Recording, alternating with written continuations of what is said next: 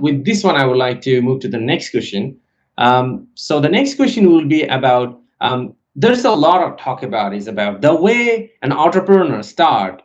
Most of the time, entrepreneurs start as a technician, or they are very good at technical. And another common agenda is about entrepreneurs start at their own business or product because they want to be their own boss. They don't want to have a boss, and they think what they're doing are really great quality. So they think about, okay, now I'm going to do it for myself rather than I'm doing for other company or other team. So they get out, and now they start to struggle suddenly when they have a team of 5 and team of 10, and now the whole thing's falling apart. And that is one of the reason startup failing so high. So in this one, my question is, what will be your 5 tips for founders who are let's say a company team size already 50, they survived their first year. Now they are looking to survive the next 2 years, the next total 3 years, that the battle zone where they actually the kill zone, let's say we'll call it kill box. That's the time that most of the entrepreneurs fail, and how they will survive that first 3 years of hurdle and take their team from 50 to 100. What will be your suggestion on this one, Ludwig?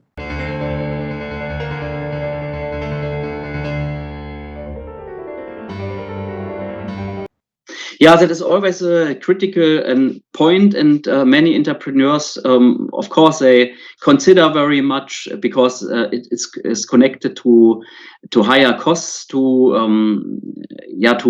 have more employees and so. But actually, the thing is, if you hire really good people, it will also boost the business, and it will develop, of course. But it is very important that you are prepared for it. So before you start this process to hire new people, make sure that your enterprise is structured very well for this new situation. Because if it's not clear what these new people really have to do and how the onboarding process is, and all the chaos may be removed what is in a company, of course you have always to remove this and to simplify the processes, and of course also to do a documentation, for example, how the processes should be, in your opinion, done better. Then you can give this documentation maybe in form of video clips, or in a written way. You can give that to the new employees, and so they can start to read what is important, or to see what is important, and to acquire this knowledge, and they don't bind too much time of others to introduce them to all processes. And so make very clear that your enterprise is prepared and well structured. So think about also to preparing and optimizing the training, and as I mentioned, onboarding processes. And of course, very important also, not every employee is the same. Yeah, it is very important that you find the appropriate candidates, the right and good employees.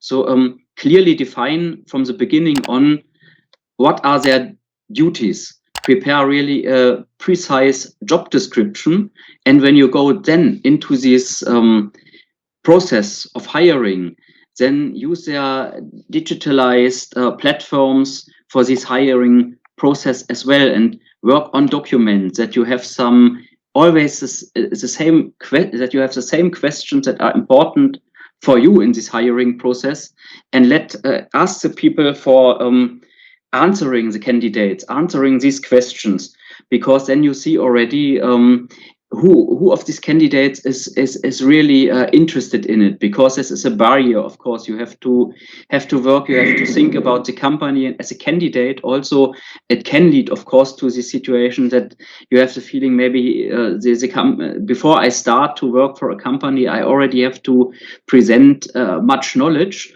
But don't do this too much, but make clear that you really figure out these candidates, and later just invite them to the interview. They are really willing to do something. And in the second step, You can also ask them, why are they the right person, the right employee for your company, and why is the company also, why do they consider the company as a good employer? And if you have optimized this process, then you figure out some people, maybe three candidates, maybe five candidates, they are really good, and then you can choose one that you are really convinced of.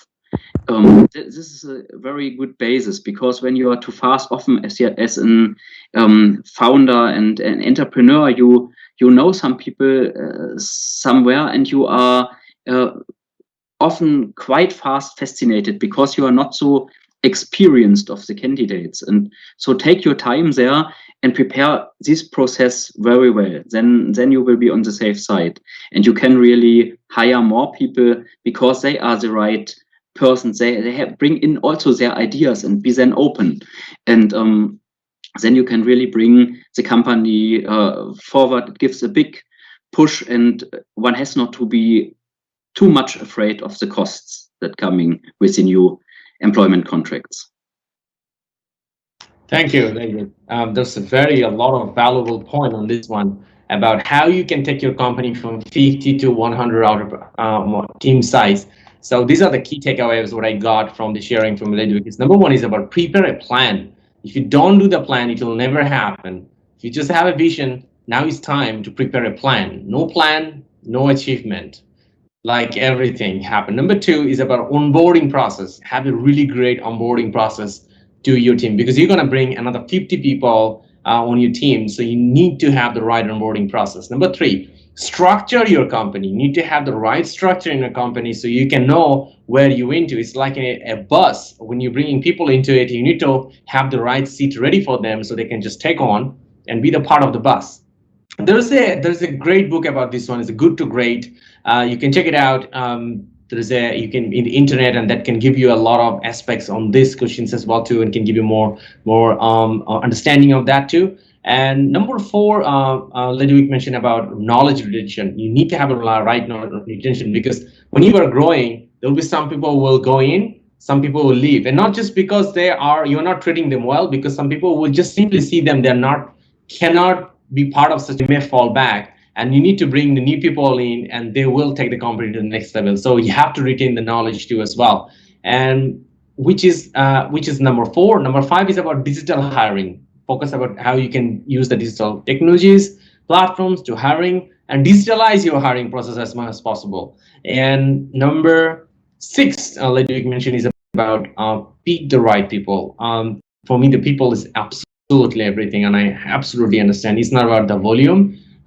It's all about the people. And if you're really going for 100 people, you gotta pick the 100 right people in your team. And yes, it's challenging, but you have decided to be an entrepreneur, so you gotta take the challenge. And you definitely gonna win as long as you have the right plan and you do the right aspects too. So thank you very much, Ludwig. I think those are all very valuable points for the viewers to learn from you on those aspects.